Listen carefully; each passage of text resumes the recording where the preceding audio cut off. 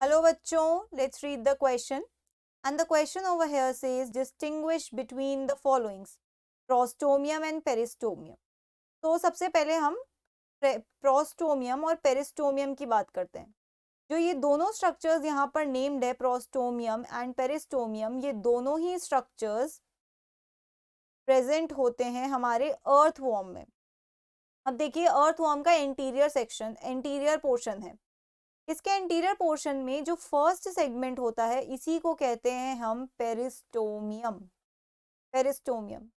First segment है. और जो आपका फर्स्ट सेगमेंट है, उसके ऊपर एक लोब लाइक स्ट्रक्चर अटैच होता है इस तरीके से. इसको आप कहते हो प्रोस्टोमियम. ओके. और पेरिस्टोमियम पे लगा होता है माउथ. और इसके पीछे जितने भी सेगमेंट्स हैं, जिनको कलेक्टिवली हम कहते हैं मेटामियर्स. क्या कहते हैं? मेटामियर्स. अर्थवॉर्म में सेगमेंट. अब प्रोस्टोमियम और पेरिस्टोमियम का फर्स्ट डिफरेंस तो आपको समझ आ गया होगा कि उनकी पोजीशन क्या है और वो हैं क्या स्ट्रक्चर्स. प्रोस्टोमियम को हम लिख सकते हैं they are fleshy lobe present on first segment of earthworm. Earthworm के फर्स्ट सेगमेंट पे जो स्ट्रक्चर्स हैं.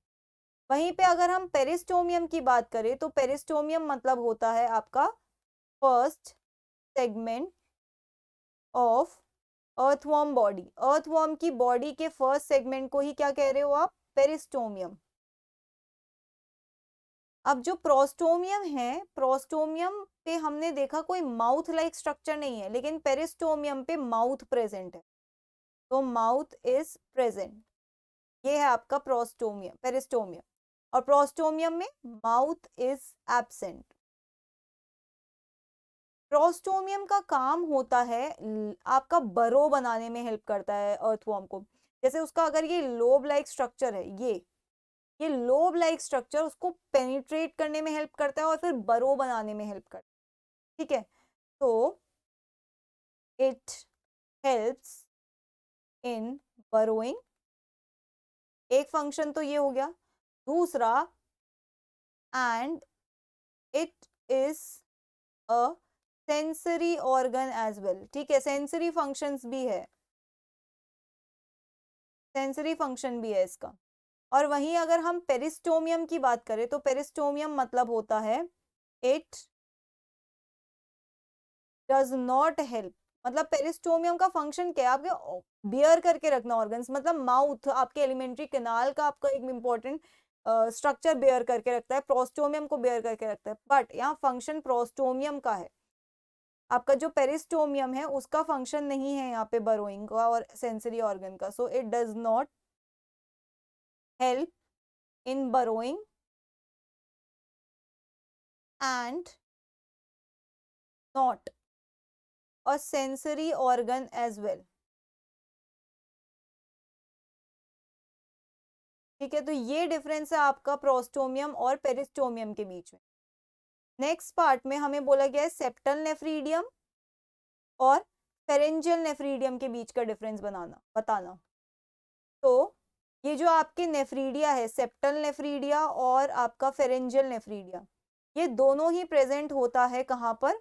ये दोनों ही प्रेजेंट होता है अर्थवॉर्म पे. और डिफरेंट पोजीशंस के बेसिस पर ही इनकी नेमिंग दी गई है. राइट. डिफरेंट पोजीशंस पे. तो जो आपका सेप्टल नेफ्रीडिया है, it is present from 15th segment to last segment of earthworm. 15 से लेके लास्ट सेगमेंट जो भी होगा वहां तक आपका सेप्टल नेफ्रीडिया है. और फेरेंजियल नेफ्रीडिया है present on third, sorry, it is present on your fourth, fifth and sixth segment. In segments में आपके प्रेजेंट है फेरेंजियल नेफ्रीडिया. ओके. अब ये जो सेप्टल नेफ्रीडिया है, ये एक्चुअली में आपके कैसे होता है? दो सेगमेंट्स, मान लीजिए ये एक सेगमेंट है, ये दो सेगमेंट्स के सेप्टा के बीच में प्रेजेंट होता है. लेकिन फेरेंजियल नेफ्रीडिया आपके प्रॉपर सेगमेंट्स में प्रेजेंट है। तो दूसरा डिफरेंस तो यही हो सकता है, प्रेजेंट ऑन इंटरसेगमेंटरी सेप्टा, ठीक है।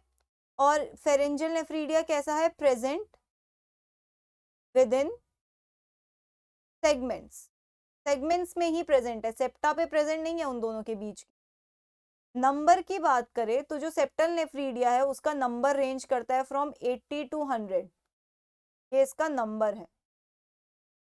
और अगर फेरेंजियल नेफ्रीडिया के नंबर की बात करें तो फेरेंजियल नेफ्रीडिया का नंबर जो है वो 3 पेयर्स में है, ये 3 पेयर्स में है, ये इसका नंबरिंग है। अगर बात करें सेप्टल नेफ्रीडिया की, तो सेप्टल नेफ्रीडिया जो है कलेक्ट करता है आपका जो waste, collect waste from blood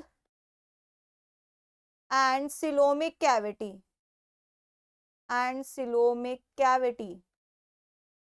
ठीक है। और फेरेंजियल नेफ्रीडिया जो है वो कलेक्ट करता है, कलेक्ट वेस्ट फ्रॉम